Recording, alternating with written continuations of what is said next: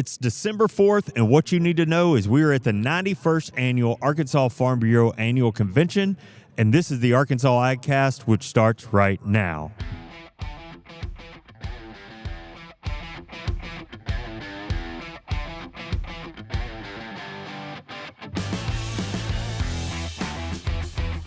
You're listening to the Arkansas AgCast, where we discuss the latest news, trends, and issues impacting Arkansas farmers and ranchers. Our show is brought to you by the Arkansas Farm Bureau Federation and hosted by Jason Brown and John Nickman. Woo, boy, howdy. Here we are. Howdy. Where you are Partner. lacking enthusiasm John, today. come on. And I got to tell you, buddy, we're on location. I did not expect you to say howdy. I don't know why I didn't. I don't know why I said it. But, yeah. Have you ever said howdy in your life? Como estas? I actually rely on howdy more often than How often do might you answer think. the phone with howdy? I most often will do it in response. How many to times have you someone. used howdy in a job interview? Oh, I usually Howdy, start. I'm Jason. I usually start with that. You know, it usually gets me the gig right away. I've only had three job interviews in my life that I can think about. So that's 3 howdies? Yeah, 3 at howdies. least. Yeah, so not very often. I will tell you another occasion that I'm going to use it, and that's right now. Boy, howdy, I am hungry. Yeah, it is that I time. could use some lunch. We always We've gone past lunch. we always Or film the this beginning of lunch. at lunchtime at the Yes. convention, which does mean we kind of lose our live audience. Yeah, they Jeff, started. well, not only move that, out but, slowly. Jeff books us at this time, and I think that it's worth us going back to him and saying, like, if you're going to book us at 11, you got to feed us lunch. Can you get us some food in here? That's all I'm saying. I mean, I wouldn't mind eating something. Oh, well, we got some stuff in the farmer's market. Oh, okay. Yeah. I'll go over there and snack on some There's pecans. some pecans. Pecans, some cakes. Cookies? Some cookies. Oh. Some pet treats, if that's your thing. Well, Yeah. I had to do a double take on those yesterday. Yeah. Because I thought it was. They do kind of look misleading, don't I they? was like, man, those baked goods look great. Yeah. Oh, never mind. Keep walking. That's dog. Yeah. That's dog's treat. Yeah, but there's some honey and I'm embarrassed to say that. Oh, just take a big swig of honey. That'll probably do me for a little bit. Some jelly Yeah. and jams. Buy me Yeah. some time. You go over there, you buy a dog treat, and you get some honey, and you spread some jelly on it. I think Yeah. you'll be all right. And then you can get some pickles. See, Jeff, that's what we're down to. We are so hungry recording at this time that we are looking at eating dog treats instead. So, all right. Well, listen, I mean, like we said, we are at convention. I mean, we're at ground zero here of the 91st annual. What's he bringing us? What's All he right, we bringing got us? lunch courtesy of Arkansas Farm Bureau. How So about Jeff that? Jeff is My taking care goodness, of us. Jeff is Daddy Jeff's do going to that. feed us. Dad, thanks, Jeff. And I borrowed $5 from him yesterday. Did so, you? Have you yeah. not paid it back yet? No, I don't have a way to. ATM's not going to They give me just a don't pay you $5. enough here at the Bureau, do they, Jason? Yeah, I asked him, I was like, do you have Venmo? And he's like, I know where you live. Okay. All right. Well, we'll take care of it. No, I'm so excited. We're in the trade show. We're in Hot Springs. I guess we should have mentioned that. We are. Are we in another largest trade show ever situation like we were last year? I do would you say think? it's at least the largest in the state. Yeah, okay. That farmer's market, boy, does that look good over there. Not only does it look good, but it smells good. It does smell There's delicious. some goat soaps. Yeah, a lot of candles, some soaps. We even have a custom hat person. What would you call that? Hat? A hatter? Yeah. Hatter? A hattery booth? Would you call that a hatter, or are you just saying I that? think it's a Blazing hatter. Breeze? As a matter of fact, Blazing Breeze, I have Breeze card right here. There you go. She made a hat for Mark Chestnut last night. Did she really? She did. Yep. We got photos of her handing it to Handing him. it to him. Awesome. Wow, look at that. Well, she's a real pleasure. Do you know she handles Super Bowl broadcasts? That's what I heard. Her other job is broadcast. I was eavesdropping she's a on your broadcast conversation with her. journalism major, so that's pretty cool. Let's see. I mean, tell us a little bit about the farmers market this year. I mean, you've got, I think, the biggest variety in products that you've ever had here. Well, that's what we aim for. You know, this is the third year of the Farmers Market at Farm Bureau's state convention and trade show. Our goal of the farmers market is to support locally grown and made products and the people who produce them and sell them. Part of that is we do not charge those individuals for those spaces. so they're able to keep any profits or revenues they have. Now, in order to get one of those spaces, they go through an application process. And also, we have 3 big sponsors that help pay for those spaces and allow us to give those away for free to those individuals. Nice. So we have somewhere around 30 farmers market vendors this year, and they range anywhere from honey to jams and jellies to cookies to pet treats.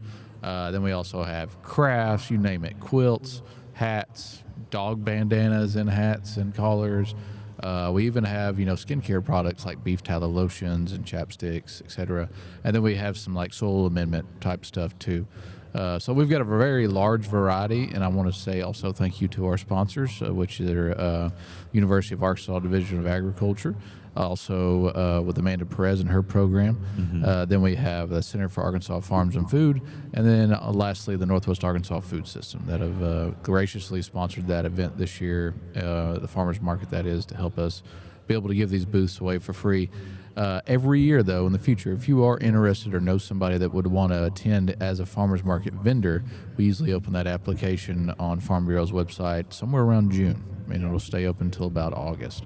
So be looking for that in 2026. We kind of aim for anywhere between 30 and 40 vendors. This year we have about 30. Yeah, nice. Well, good. Congrats to you on putting together another great event. It's just us trying to support local, man. I've seen plenty of people over there doing some Christmas shopping. Yeah, have you picked up anything? I've already yet, or bought you- 4 things. Have you so- really? Okay. And I'm planning to get a few more. What do you think?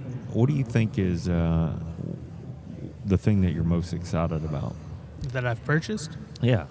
Well, I got some pecans. You got some candy pecans? Some candy pecans. Those Miss are gonna. Cindy's pecans? It was feathered. Feather? Okay. Okay. Yeah. That'll be good. We actually had gone out and done a video at their farm, so I wanted nice. to purchase some of their pecans. Nice. And let's see. I'll say that my Instagram feed is most excited about the bandana I got for my corgi. Oh, well, Samwise that's true. Gamgee. Yeah. Samwise is gonna have a new Christmas bandana. That's cute. Oh, I should go get Birdie a Christmas bandana. I think I'll do that. Wonder the if Ag Princess Bonbon would want one. Of course she would. She's a princess. She's so John. pretty. Yeah. course she would. Even if she doesn't, you should get one for the photo. Yeah. Agree. Yeah. Do it for the gram. As The gram. She does it for the gram. The Ag Mechanics Show. Boy, I took a step through there the other day. Did you guys see the double entendre? I hope I'm using that word correctly. I'm probably. I don't know not. what you said. In the Ag Mechanics Show. I'm so Do you know what? Yeah. I'm so hungry. I heard enchiladas. Do you know what I'm talking about when I say that? No, I did It's see the the 2 truck deer stands. bed. Ah, yeah. I saw that. Bed.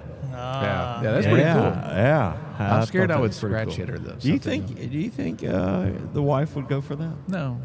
Oh, okay. That'd be something that'd get sent to camp. Is that more dorm room or deer camp type furniture? Probably? I would say deer camp. Yeah, absolutely. Okay. Well, At least in my household. that was pretty cool. Gosh, a couple of good-looking smokers. Did you see the game table that had swings as Yeah, bar that was stools cool. over Yeah, there? I That saw was pretty that. cool. There was a group of FFA kids over there playing cards yesterday. I don't know if they were playing for money or what, but they were all sitting on the swings and having a good time. Kids over there. I'll just gambling. say, if you want to be impressed by the next generation of mechanics and Yeah. engineers and that type of stuff, you just have to walk through that little show, and it's yeah. the biggest in the state. Yeah. So props to Matt Jackson for putting that on. Yeah. Huge success. Yeah. Probably the most impressive thing I've seen in the trade show is Hunter Byram, but he's walked away now. So, but I was very glad to see him come down and join us. I hope he listens to this episode. I do too. I will make sure he knows about that, Jason. Well, he recently let me down. I was trying to get him to commit to a thing we're doing, talking about the farm economy, and he has been called for jury duty. Oh, yeah. And unable to attend. Well, at least he's a good citizen. He is a good citizen. Yeah, you can't, that's right. Can't fault him for that. Guys, I think we have an interview that's needing to get going. Yeah, we do. Clint Bruce, our keynote for convention this year. Boy, Is he impressive? Tell us a little bit about Clint, John. Man, I'm really excited about this interview, not only because of my interest in military and history and stuff, but Navy SEALs. So Clint's a previous former Navy SEAL. He played in the NFL for the Baltimore Ravens. He also went to the Naval Academy. I'm dancing around his background here, and this is not in the timeline at all. So he's originally from Little Rock. I think I'm working backwards now. His family's from Arkansas. So he's an Arkansas guy.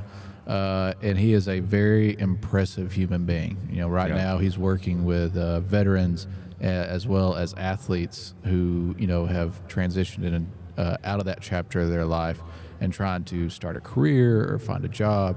And he works with those individuals to place them where they fit. And his mission and the way he goes about it, it seems to be very, very impressive and a very well orchestrated.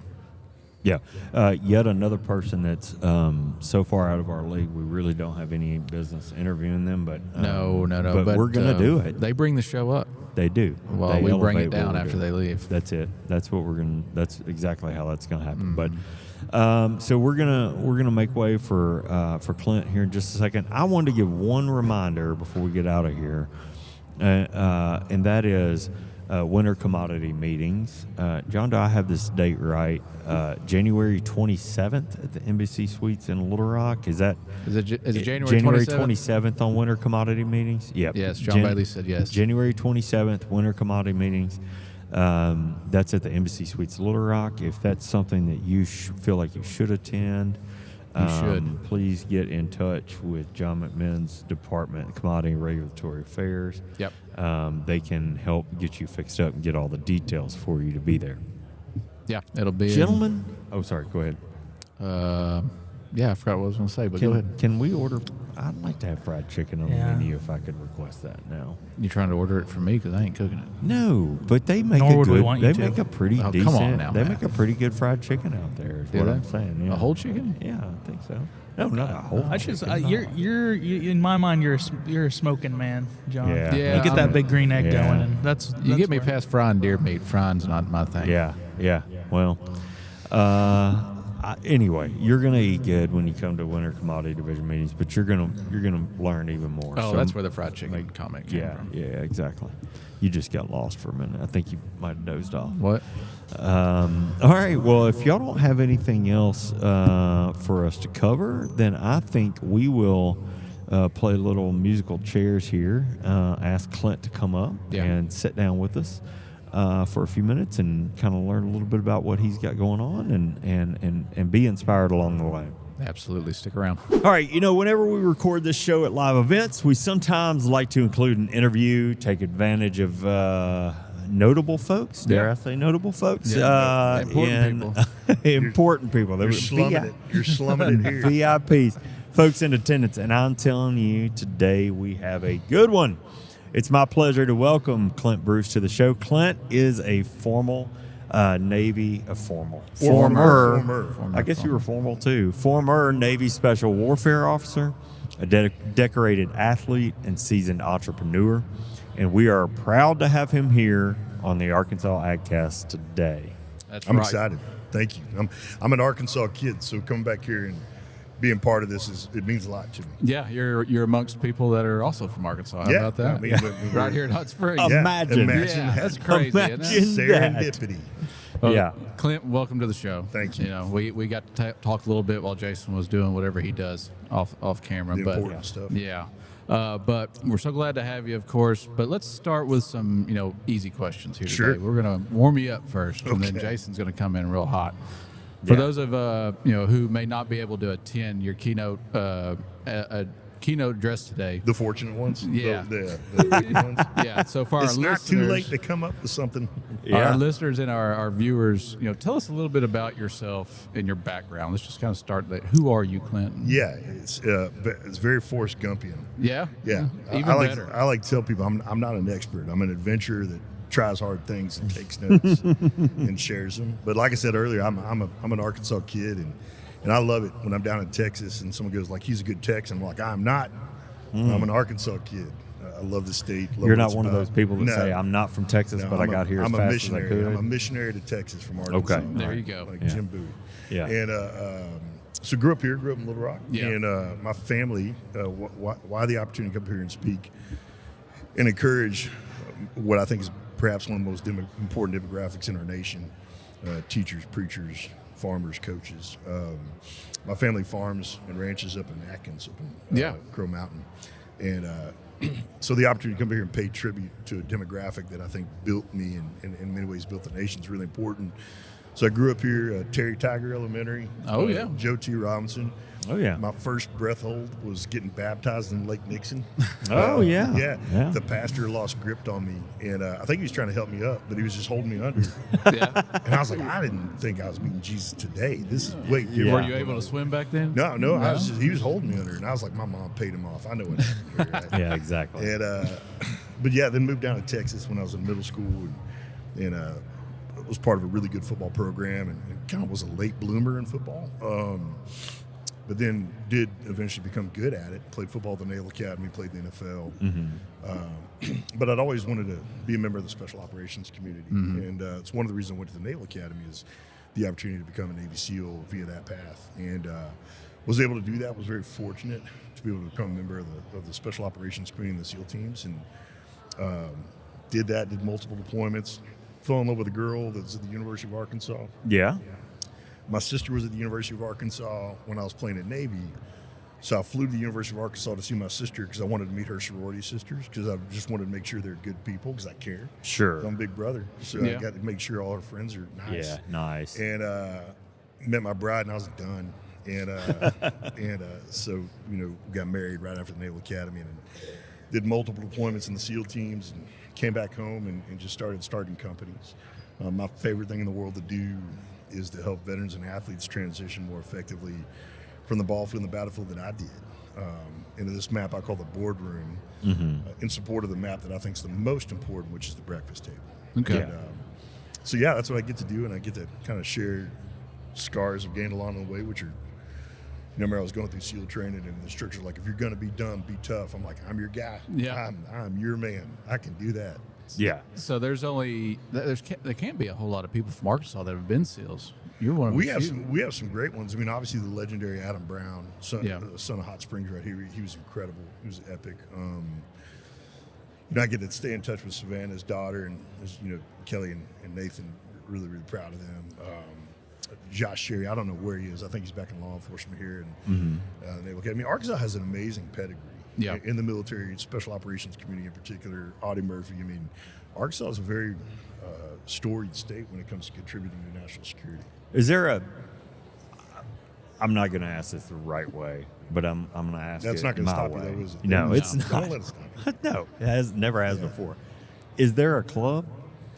Is there a Like a secret text society group? or something a like text that? group? I don't know what that is. Alumni association? Is that what Alumni you mean? association. Is No, there we're a, just, you know what I mean? We're Are you aware of we're each nicer other? to each other than we are to other people. It's kind of Yeah. It's kind of what it is. That's the difference. We're like sup dude. Yeah. Like we initiate hellos. We don't just do the typical man thing where if I don't know you, I Sure. hate you until Yeah. just as a form of protection. Egos dropped a little bit. Once we have something in common, because here's the thing I tell people about all the time is like, I love letting people talk about Arkansas however they want to because I don't want you to come here. Like you're going to Yeah. mess things up. Yeah, So yeah, we yeah. let you think whatever you want to. So you Yeah. don't come up here and mess things up. Keep for it a us. secret. Yeah. And I'm kind of joking about that. Kind of. And but no, I think we have a lot of affection for each other. We have a great loyalty to the state. I think we know. I think a lot of people look at their state as kind of a thing that built them. Yeah. I think coming from Arkansas, I think we have some things we can safely assume about each other, about the toughness, integrity, resilience, all those things kind of we were taught here and grew up here, had and have, and no more so than in this population right here. Yeah, sure. So getting back kind of in that same scope, growing up here in Arkansas, your roots, family history, including farming and ranching. Yep. How did those early experiences shape, the man you are today? What did you take away from that, and how did you use that? I'm really everything. I mean, I think people learn more from what you do than what you say. And I grew up watching a family that just worked. Yeah. Like my cousin Kyle's the New Holland guy, and I just don't know a guy that has worked as hard as him. As I've watched him his whole life, and he learned it from my aunt and uncle, JC and Bonnie Meisenheimer, and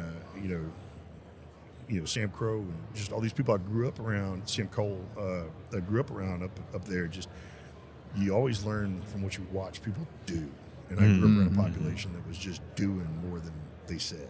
Yeah. Yeah. Absolutely. And that's the way the world really works. I mean, the bad guys don't go away because you show up.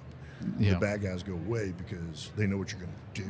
That's true. No, that's interesting. And so, I just grew up around that. Yeah. This crowd goes away when we show up. I noticed that. That was a much bigger. We like to say we have a big fan It's base. a much but bigger pie. I don't know what y'all did to make them mad. But Yeah, there's a you lot can of people clearly that see clearly that don't like doesn't you. that They doesn't work clearly out. are not. Yeah. You're not doing well. I'm sure Yeah. Jason can't count that high, so I think it's still a good number, though. Yeah, no, I mean, Yeah. there's clearly some people that look at this as a ministry opportunity. Yeah, that's right. That's right. Well, listen, getting us back on topic here. You've talked about the breakfast table. Yeah. Here, and even as we were talking before we came up, being the base camp for leaders. Yeah. How does that philosophy apply to farm families and rural communities too? Yeah, let me kind of step back and at a higher level. One of unfortunately in this environment, we won't get to take questions, and because I love questions, because questions is when I learn from other people. Yeah. And there's a demographic that I always want to learn from. It's farmers and ranchers, because they've got so much wisdom and so much kind of proven experience. But one of the questions I get asked all the time, especially if I'm talking to a football team or something like that, they go, "Hey, what's your favorite gun?" And I always slow down and go, "Hey, are you asking what my favorite gun is or what my favorite weapon is?" And the younger they are, the faster they'll go, "What's the same thing?" Yeah. But the older they are, the more diverse they are. They kind of know there's a difference. So I always look at the young men and go, "Listen, a gun is a tool. A weapon is what I use to win. My favorite weapon is a map. Because once I have a map, I have everything. Sure. I know where the bad guy will be. I know what to come in, what to bring, what to leave, how to get home.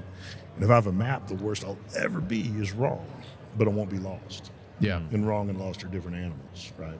And I don't like being wrong, but I will take being wrong over being lost any day. Because if you're lost, any move could be wrong. But if you're wrong, it's just a matter of realizing it, remembering where you said you want to go, availing yourself to the wisdom of those who've been where you say you want to go. Those are there, and then you just got to do the work to get there. And kind of want to describe my life biographically. I say I've lived on the ball field, the battlefield, the boardroom, and the breakfast table. Those are the maps I've lived on. The breakfast table, we're on that our whole lives. We're born on a breakfast table. Sometimes it's great. Sometimes it could be better. And then we build one. And for me, the boardroom, played football, then served in the military, and then the boardroom is kind of the season of life I'm in now. And I would tell you that the best way to look at the boardroom is it's the place you go to build, and protect, and grow the breakfast table. Yeah. And so that breakfast table is the most important map. And Right. these other maps are just supporting maps, right? Yeah. And so for me, I think it's interesting. I've been all around the world, and all I've realized is what I already knew to be true about the breakfast table that I learned from my family and my family that farms and ranches. Yeah. Yeah. One thing I was interested in what you were saying, but when you said you were wrong, even though you get that map, you still have a map. Yeah, you can be wrong. My name's not Jesus. Yeah. Like I'm gonna be wrong. But those right? times when you're wrong and you make a mistake, the opportunity of learning and what you learn from that is bigger in my Just don't be experience. lost. My deal is don't be lost. Like my daughters are great little athletes, and when they started the athletic career, I said, "Hey, there's only 3 things that happen: you lose, you get beat, or you win. Losing is you beat yourself. Getting beat, you just get beat. Winning's winning. Just don't lose. Yeah. Yeah. I mean, getting beat's getting beat. That's what's going to happen. It's If you're not gonna willing to happen. if you're not willing to get beat, don't play. Right. Yeah. And winning's winning, and you almost learn less from winning than you do from getting beat. For me, lost is when you're relearning what you already know, or you're not surrounded by people that'll tell you the truth. And what I tell people all the time, especially men, I go, "Hey man, if you want to go from lost to being wrong, you pick up that Bible and you read it like it was a map that leads you back home to the one who made you. It's a letter written to you by your Father bringing you back home. And so for me, that breakfast table matters most. That's the map that matters most. Sure. I love that concept of a map being your favorite weapon. Yeah, because a gun's a tool. Like, Yeah, and if you don't look at the map, you may bring the wrong gun to the fight. Like if I'm doing a hostage rescue mission, but I brought a bunch of sniper rifles because I didn't look at the map. Like, that's going to suck. That's not going to go You're gonna well. have a Or difficult you time. can have an armory, but if you don't know where to go with it, Yeah. what good's it going to Yeah. do? Yeah. Or if you don't use it, you have a bunch of bullets, you don't use it, and you're just the rich man that doesn't matter, right? Yeah.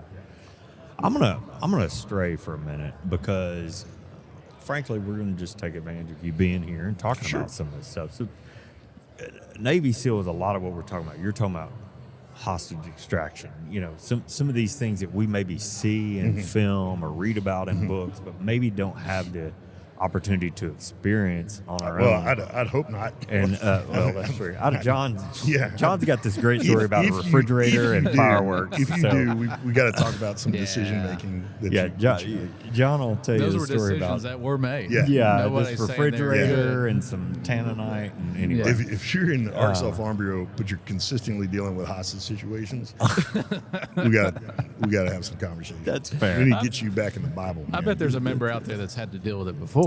Oh yeah, I I bet guarantee there, you.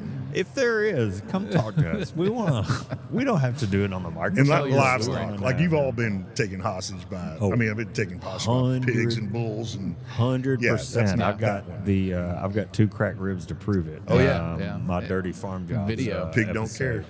But no, I'm interested in some of the training and the prep that you've done. Again, we may be straying away from your message a bit here, but how much of what the people that you're going to help, Yeah. what they are experiencing, how much of that are you put through in advance to understand what they're going to experience? You And know, that may it's actually really interesting that you bring that up. Yeah. There is an element of empathy that you got to cultivate. Like one of the things you'll see more accurately in certain movies is if you see someone do a hostage rescue, and then they move on the hostage and almost treat the hostage adversarially. That's part of it because you don't know the condition, you don't know Stockholm syndrome. So if we're going in for a down pilot, at first we almost got to treat that pilot like he's compromised because we don't know. We don't know, and sometimes we got to protect them from themselves and all these other things. So there is a cultivation of empathy that you try to gain. Not more so than the actual skill of ingress and insertion and actions on. But empathy is always relevant, right? And empathy leads to That's great. That's right. allows you to be fast. And speed matters so much in those scenarios. Yeah. I don't know if I answered your question. No, a little bit. I was hoping you'd tell us a little bit more detail about, if you Man, I had can ever show you. been Like, if you- I'll- put in the dark for Oh yeah. 5 Use days Jason or as an whatever. example. Do what? I said use Jason No, as an this is example not here on this show. is not an Yeah. object lesson, John. He's not going to I'm- do I'm these more of things. a visual learner. I'm happy. Oh, to, you Yeah. you I'm are. I'm happy Yeah, to yeah. waterboard you if you'd like that. No. Whoa. Because it works. Waterboarding. That's it. So you've been. It is you've been, compelling. You've, you've no one's been experienced- no one's been you read my waterboarded mind. more than the military. Like we've been Really? waterboarded more than anybody. because we put ourselves in those situations to be captured for No, it. And so we can okay. appreciate what it is we're doing. It's like, you go to any law enforcement academy, every law enforcement officer has been tased. Every law Okay, enforcement, like, hey, if okay. you're going to do it, then you need to experience it, right? And I will tell you that waterboarding it's compelling. Yeah. You're like, compelling. I'd like to not do that again. Yeah. Like, I don't want to tell my secrets. what little bit can I give you to keep that from happening again, Yeah. right? Yeah. And, Yeah. it's so I mean, you train for every realistic contingency that you can deal with, and you want to understand the state of the person you're going to rescue to an extent, so you can game theory how to move effectively with them and get out of there. Yeah. Okay. But you don't know what you don't know, so you have to plan That's accordingly. life. Right? I mean, that's life. I mean, you're at best. Prepare you're yourself best you I mean, can. Pareto's law, 80-20. Like, I think the most you'll ever know about anything is 70-80% of it, and you just got to be talented enough and have great teammates to handle the 20 to 30% you can't account for. Yeah. So in your training, again, totally off script, but in your training as a Navy SEAL, what do you think is one of the most challenging things? So I love that question because it's different for everybody. Yeah, sure. So, like, SEAL training is built to break you whatever your gifts are. And so, there's been millions and millions of dollars poured in to figure out who kind of consistently makes it. And what we've realized is the people that consistently make it, that's not the first hardest thing they've ever done.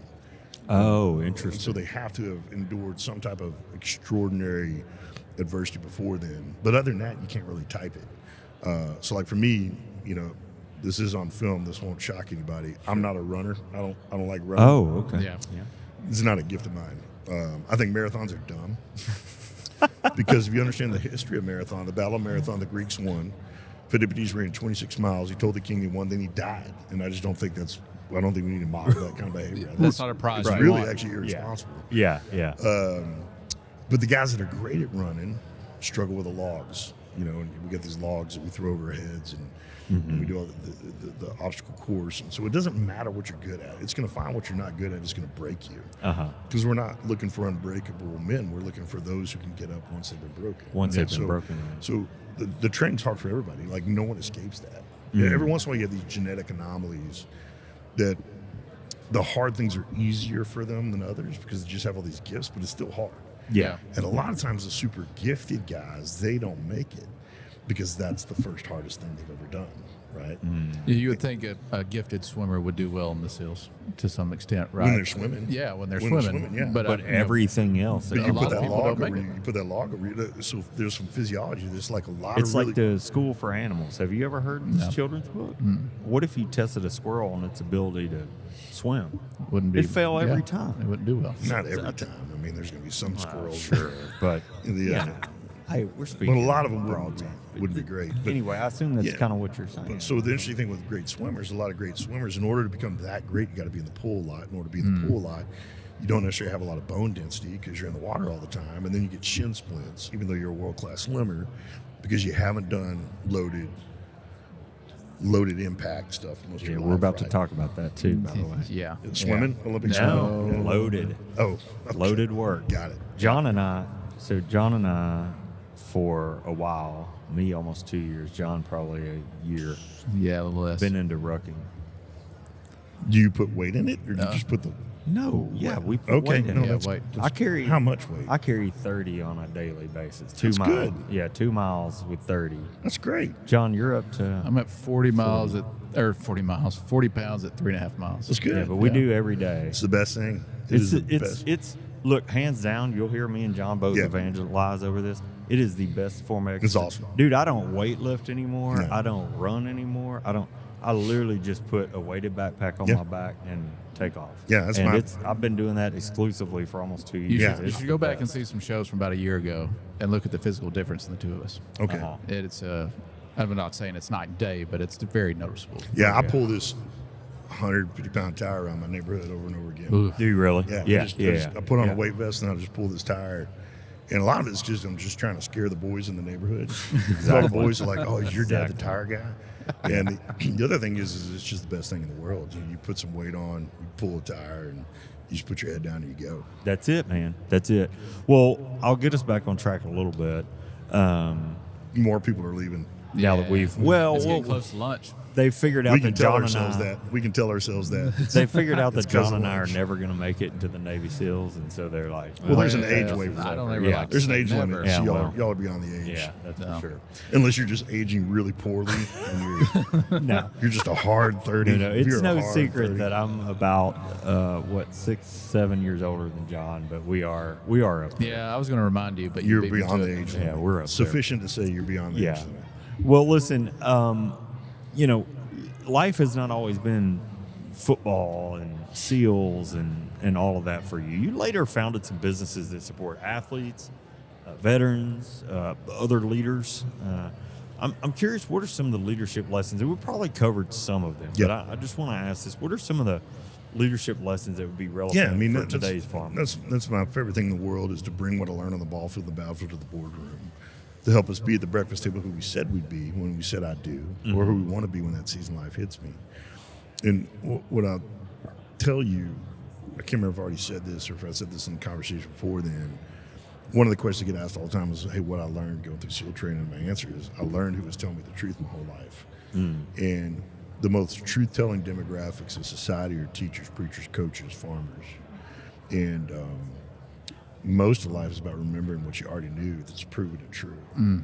And so for me, building businesses allow veterans and athletes to realize what's true on the ball field, the battlefield is true in the boardroom too, and then to put the boardroom in its place. The boardroom for me is an armory. It's a place where you gear up to build, protect, grow the breakfast table. And the minute the boardroom becomes more than that, it becomes an idol. And God's really clear on what he does with idols. Yeah. Right? Yeah. That's And, true. In my faith, God created 3 institutions: government, church, and family. He didn't, by design, institute the stock exchange, all these other things, right? Sure. So for me, the boardroom is just a gear locker. I look at the boardroom as an armory where I pick the weapon systems and the gear, and the teammates are going to help me be at the breakfast table who I told Amy I'd be almost 30 years ago. Mm-hmm. And what I respect so much about farming and ranching is I think it's not impossible. The return on investment is so asymmetric. The amount of hours you work to produce an uncertain outcome, and you're willing to keep doing it regardless of what, right? Like, one of my closest friends, a guy named Eric Frohard, he grew up farming and ranching in Iowa. And I was talking to him on the way up here because I wanted to bring him up, and he was a SEAL Team 6 guy and very, very accomplished. So I always asked their permission. And he goes, the day I showed up, you told me I was going to be okay. And I go, yeah. And he goes, how'd you know? I'm like, you're a farm kid. Farm kids are always okay. You're not wrong about that. Farm kids are always okay because it's not the first hardest thing they've ever done. Yeah. Right? And I've always taught my daughters, easy now, hard later, hard now, easy later. And this is a profession that promises hard. Yeah. Because it promises hard. All the hard stuff is going to be easier. Not easy, but easier later. Right? Yeah. And that's I think that the gift this hard thing gives these families. Yeah. Well, I just had to mention this, and read a book by a gentleman named Mark Manson a couple of years ago that really impacted my life, and I can't say the name of the book here, but because of Is it just hard? Is it hard to pronounce? Is it hard to pronounce? Yeah, Or is He's it- worried that's about it. legal You're not looking copyright at it? issues. You're not the looking at it? concept of that book is it's not a new one, but it's prolific, and it's exactly what you're saying. So I'm giving you, it is growth doesn't come from good times. Growth doesn't come from things going your way. When it's all sunshine and rainbows, nobody's growing in that Well, situation. I'll take right? that to a deeper level. God programmed this into us. Like, there's no. I'm pretty heavily invested in kind of brain science, and because I have all these concussions, I have TBI, I have all that other stuff. Right, 20-something concussions. And there's a thing called the Center for Brain Health, University of Texas, Dallas. It's an incredible program, one of the premier neuroscience institutes on the planet. And what any kind of brain imagery will show you is the brain the brain will not grow without resistance. There's no trigger for growth based on ease. Yeah. Our brain will not grow. Right. So only adversity, only resistance That's amazing. grows. Yeah. And that's why this helicopter parenting thing fails. Right. Because, and I some of the best, most loving parents I know kind of helicopter around their kids, and it's because they love them. But I tell them, it's like, hey, listen, all you're doing is making hard things harder later. That's easier for you. That's it. You're not making it easier for them. I love that. Maybe today, but certainly not tomorrow. And I explain the physiology of it. Resistance is growth. They don't gain anything by No. being given anything. And that's what God built into us. Yeah. I mean, he built that trigger, right? Yeah. Yeah. So, in a time, let's look at rural communities. It's been a time of struggle, Sure. whether it's over the last few months, the last few years, or maybe a generation. Whether it be technology, regulation for production practices, or just generational change. You've got kids, we've got kids. All these members and farmers have kids, and maybe some of them aren't coming back to the farm. Sure. So, with that mindset, and this kind of goes into what your answer was earlier, is that never quit attributes to you believe, or what attributes do you believe are most important to farmers to thrive with that kind of never quit, never stop type of Yeah, thing? I'm going to answer that question cautiously because I don't want to act like I've ever been a farmer. Like I've been around it. My family's done it. I've watched them do it, but it's not something I've ever had to do, so I don't want to pretend like I know what that's like. But I do know about lasting, and I do know about enduring, right? And one of the things I've always told people is like, if you remember why you started doing what you're doing, the what stays small. And the what's are the one mores. 1 more minute, 1 more mile, 1 more harvest, 1 more watering, 1 more plant. All these other 1 mores that a lot of people got to do. And if you know why you're doing it, then the what's don't get easier. They just stay simpler, right? And, Yeah. And so knowing why you're doing what you're doing, and I'll talk about this later, like when I started SEAL training, there were about more than 250 guys that wanted to make it through SEAL training. And then there's just 12 of us. Like 12 of us made it out of 250. Yeah. And I always tell people there's 2 reasons 12 of us made it. The first one is 12 of us were lucky. We didn't get hurt. We had certain opportunities. We were loved a certain way, led a certain way, all these other things, right? Right. The second reason 12 of us made it is 12 of us never forgot why we were there. So it didn't really matter what we had to do. Yeah. Yeah. And we can remember why we're there, then what we had to do, it doesn't get, it stays simple. Not easy, and there's a difference between being simple and being easy, right? But for me, that's always like, if you can stay tethered to why you started doing this in the first place, the what's stay in their place. Yeah. Yeah.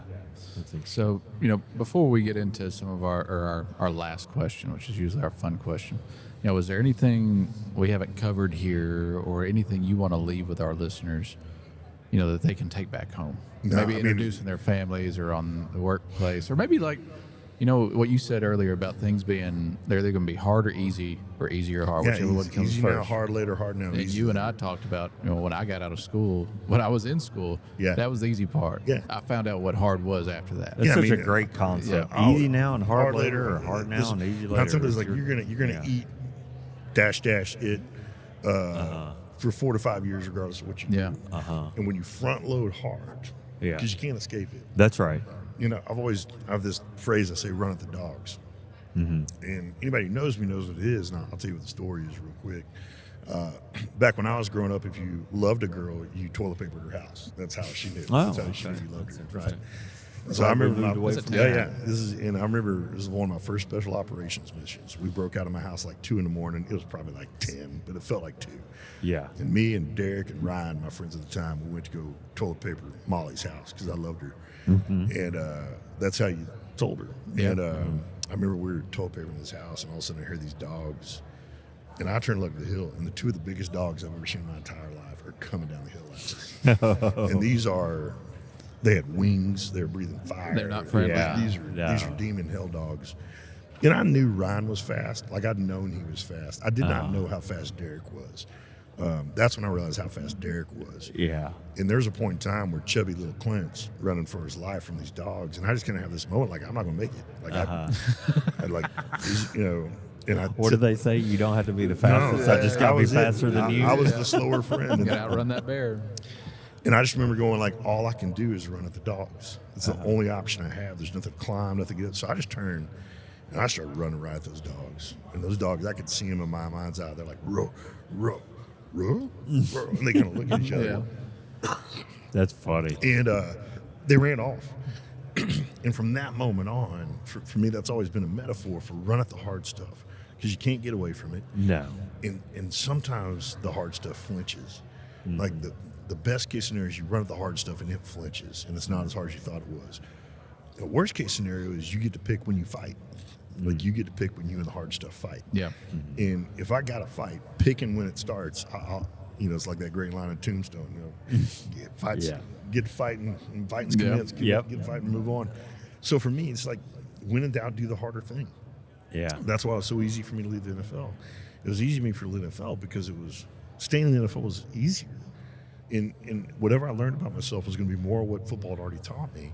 And I got to go where I don't know, because anything that says, hey, you're not going to need as much faith to do this, you're not going to need God as much to do this, like, that feels like a trap to me.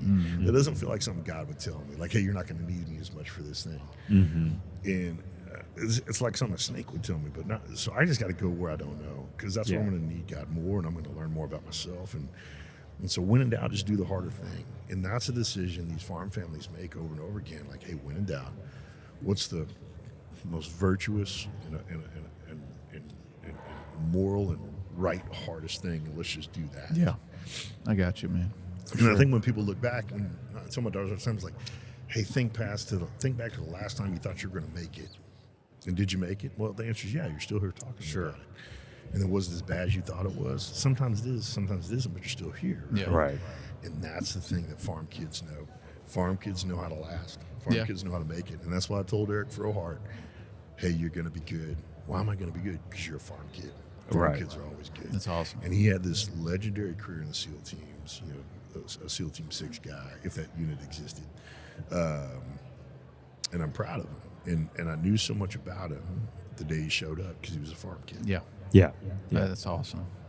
Well, now it's time for the fun question. All right. Or the hardest question. And we do this with everybody on the Great. show. So We've had U.S. senators on the yeah. show, So and they get this. They get a question like this. Yeah. But, I don't say that adversarially. I just And then these fun questions range from anything from food to Can we just ask the question? Can we maybe, just but stop we that? got to filibuster, right? All right. So Well, you- I happen to know. So I wrote this question, and what's Yeah. funny is I didn't know if I was going to put you in a weird spot or not. Then we're talking over here earlier, and I'm like patting myself on the back, like, "Gosh, I don't know that I could have asked a better question here." So Can we get to the it's a question? softball. I've never talked more about a question That's without what we the do. actual All question. right. Yeah, that's what we do. Tombstone, fighting's commence. Yeah. Commence the fighting or move on. So you played football. If you were to step behind the desk of the athletic director at the University of Arkansas, Yeah. who would have been your first call for the head coaching job of the RA Specs football team this year? Like without any limitations? Yeah. You get Saban. Get Saban back. There you in go. here. I mean, Okay, that's There you interesting. Saban, Yeah, or that's fair. yeah. I mean, you got these great guys. But here's what I'll tell you. Silverville's a good hire. Yeah. I talked to the Naval Academy staff. We play Memphis every year. Naval Academy staff is a bunch of truth tellers, and they like him. They said, "Hey, that's a good ball coach, right?" Yeah. And I was laughing because a lot of people have opinions and they don't know what They they're do. talking about. I've never heard more people say whether a good football hire that never played football in my life. It's pretty shocking. Like, Yeah. like oh, how much football did you play? What, Yeah. Right. You won 4 Pop Warner games, and now you're an expert on Division I SEC coaching, right? So, Yeah. Silverville's a good hire. Man, he built a program out of Memphis. I think if you'd asked anybody 15 years ago if Memphis would have been a consistent top 20 team, no one would have thought that, right? No. Sure. But he built it, right? And he made it better than Norvell did. So he's a great hire. The game's different now. Yeah. And the reality is these coaches we grew up, the Lou Holtzes, the Sabans, the Bowdens, it's different. As a college football player and a professional football player, those coaches struggle now because they're old school coaches. And it's wrong. I think there's some things that have changed in the game that bother me. I love players getting paid because I think monetizing your skills can make incredibly meaningful changes in your family. Like generational, right? But what I think will save college football in a lot of ways is the development of the general manager position and the GM that then allows a coach just to be a coach. Again. Yeah. Because there's two kinds of coaches. There's CEOs, and those guys are good. And then there's position coaches that have become head football coaches. And it's not that those guys are miserable. It's just not what they grew up doing. Like, Gary Patterson was a safeties coach. That's a brilliant defensive coordinator. Dick Bumpus, legendary Arkansas football player. Yeah. He was my defensive coordinator at the Naval Academy. He won the Broyles Award. 100%. So I used to do public relations for the Broyles Award. For Yeah, a he's dozen or incredible. so I mean, years. Yeah. as great as you think Dick Bumpus is, he's even better. Yeah. But it's hard to be a head football coach right now. Yeah, And yeah. so we have all this, like, if we only had these guys, I was like, I'll tell you what, Lou Holtz wouldn't coach now. A lot of these old ball coaches that you love, they look at this and go, I'm not doing that. Not doing that. Yeah. Yeah. So I like the Silverville hire. He's a ball coach, man, and I think we've already seen that in the first couple of days as far as how he engages recruits. The program we built up in Memphis. I mean, Flip. yeah, All those Three Arkansas big kids. ones. Yeah. I mean, well, I'll tell you. I went to school at Arkansas State. Yeah. Our fans know that. But if you're a Red Wolves fan, you can't be a Memphis fan. Great rivalry right across Understood. the river. Understood. So I don't often enjoy seeing Memphis succeed, but I will tell you, I followed the hiring of Ryan Silverfield when Norvell left, and that fan base wanted him. Yeah. Like they were like he was the guy in waiting. He was Really? a coordinator, and they started doing this big search, and the fans got in an uproar. Like, no, if you do not give this guy a chance, at least interview him. And then they brought him in and interviewed him and hired him. And not that Obviously, I want it great worked, things for Ole Miss, but I mean the guy they just elevated. He's a great ball coach, man, and there's some guys that just they're ball coaches. Yeah. Get it. Well, when a fan base wants a coach to get a chance, that happened with Hugh Freeze at Arkansas State when we fired Steve Roberts. And Hugh Freeze, now we know what Hugh Freeze has done, but when the fan base wants a coordinator to be elevated that position, you know you got a good Especially guy if the players agree. Yeah, exactly. Yeah, if the fan base wants something, the that's players fair. that are there are like, Yeah, you're right. then you got to pay attention to that. But if you have unity with the fans and the players, then you lock that sucker. Well, as Exactly. Razorback fans, So- we tend to be a little delusional at times. That's So, right. Passionate. That's right. Passionate's a better Passion's a word. better I like that. I like that positive affirmation there. Passionate. Oh, me. Well, listen, this has been a great conversation. We're going to, Clint, if you don't mind, we're going to wrap this bad boy up real quick. So I've just been stay done put. for the last 10 minutes, man. Like, Thank I've been you for being checking- here, I'm though. joking. Yeah, exactly. I've enjoyed this. This has been great. It's awesome. Well, listen, that wraps up the news for this week. I guess the AgCast for this week. Thanks for following along with the Arkansas AgCast. We're grateful for you taking the time to watch and listen. Absolutely. Remember, you can catch new episodes of the show every Thursday afternoon. Find video episodes on Facebook and YouTube, and listen to the audio version wherever you listen to podcasts. Make sure to subscribe and leave us a review when you have a few extra minutes. The Arkansas AgCast is brought to you by the Arkansas Farm Bureau. I'm Jason Brown, And I'm John McMahon. and we will see you next week.